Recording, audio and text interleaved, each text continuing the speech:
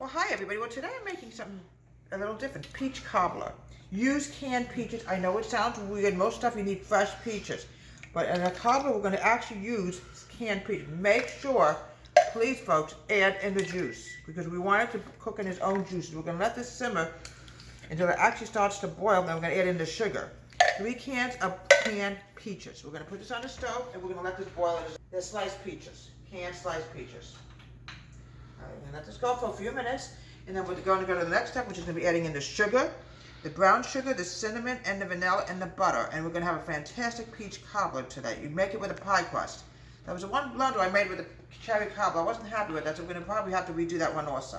So let's give it a few minutes to boil in its own juices. It smells so delicious. I'm adding in a half a cup of white sugar. You don't want to put in over the sugar because it's sweet enough, and believe me, you don't want to over sweeten it either. I'm also adding in a half a cup of brown sugar.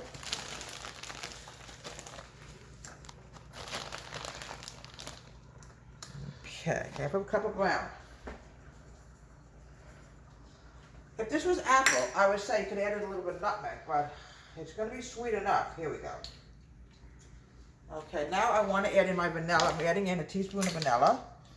I'm going to add the cinnamon in first. I want to put in 1 tablespoon of ground cinnamon.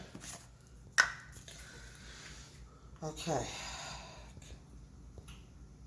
1 teaspoon, 1 tablespoon. I just want to make sure it's right. Yes, 1 tablespoon of ground cinnamon. I want to make sure before I go any further with this. No, folks, I was wrong. It's a teaspoon. It's a half a teaspoon. Oh my gosh, can you imagine if I would have added in all that cinnamon? What would have happened? Oh, we would have had a real problem. 1/2 teaspoon of cinnamon. That's all we need. We don't need any more than that. I also want to add in my vanilla, which is a tablespoon of vanilla. I gotta get off the cinnamon because I was a dummy.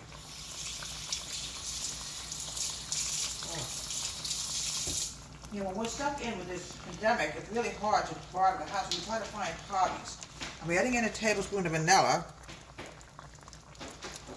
Here we go. I'm now going to add in 4 tablespoons of unsalted butter, and we're going to let this cook for just a little. Oh, folks, it smells so together. Look how beautiful that's coming out. It's going to have to cook for a few minutes, obviously, before we can go any further with it. Now, I want to add in my butter, which is going to make it taste really delicious. 4 tablespoons of unsalted butter. It's going to be cooked in with the peach. Oh, here we go. Here we go. And this is going to cook for just a little while, and then we're going to actually bake it in the oven. So all you need is just 1 tablespoon of water and 1 tablespoon of cornstarch. We're going to thicken this now. I almost forgot to do that, folks. I think I have spring fever today, folks. And 1 tablespoon of cornstarch. So mix this together. Should be the same amount when you make it slowly. Now we're going to put this into the peaches. So all we need is to thicken this up a little bit. Okay, so mix this together. Alright folks, what you have to do now is we're going to put this and we're going to bake this. I would say a good 45 minutes until this is completely done. You use a pie crust. It's a little watery, but not to worry. This is going to bake, and this is going to be delicious once we're done with it. Can't wait to have some later. Oh, folks, it smells so good. Oh. All right. Now, the next thing is we're going to put a top pie crust on here. We have a hole in it. We might have to add a little bit more pie crust. Yeah. Yeah, we're going to have 2 pie shells, definitely. I can see that, because it's just too small. Okay. This is going to... Folks, you have to have 2 pie shells.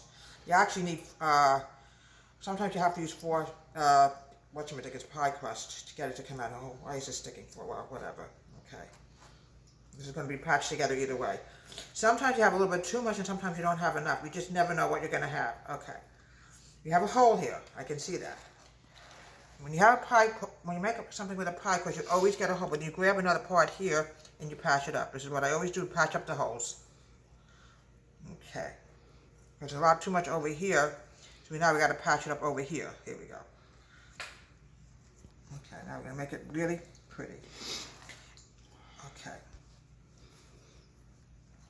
It's very soupy right now, but oh, it's going to be delicious once it's done. Okay. Now what I want to do now is grab my fork. You want to put some holes in it so it has a little, steam room to come out. Here we go. I'm going to bake this for about a good 45 minutes until it's nice and brown. You have a little peach coming out, not to worry about it. Here we have a delicious, wonderful peach cobbler. Oh, it's so delicious. Use canned peaches. They make the best cobbler. For fresh peach pie, you could probably get away with both canned or fresh, but I'd rather use canned peaches for peach cobbler. And also use a pie crust. You can home make it or get ready made. Doesn't really matter. From Deborah Ray's Home Country Kitchen. Have a great day. Please subscribe to our wonderful YouTube channel.